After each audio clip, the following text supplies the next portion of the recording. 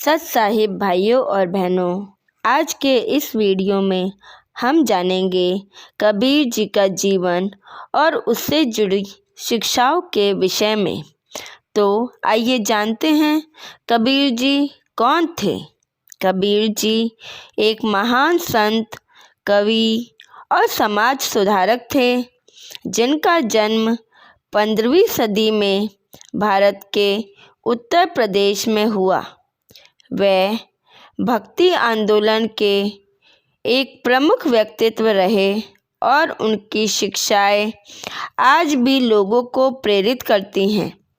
कबीर जी का जीवन सत्य, प्रेम और मानवता के महत्वपूर्ण मूल्य सिखाने में व्यतीत हुआ। आइए जानते हैं कबीर जी के जन्म के विषय में। कबीर जी का जन्म संभवतः 1398 में मगहर में हुआ।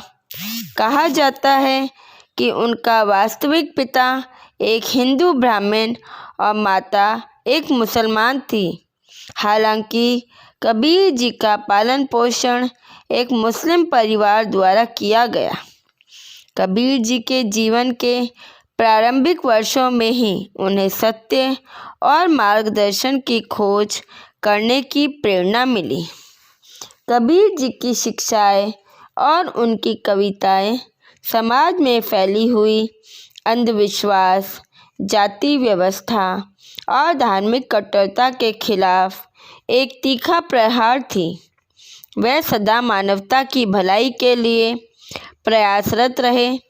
कबीर जी ने संत के रूप में जीवन व्यतीत किया और अपनी रचनाओं के माध्यम से सच्चाई की महत्ता को उजागर किया।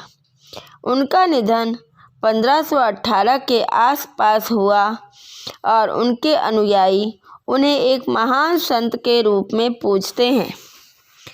कबीर जी की कविताएं और दोहे संक्षेप में गहरे विचारों और आत्मा की सच्चाई के बारे में होते हैं।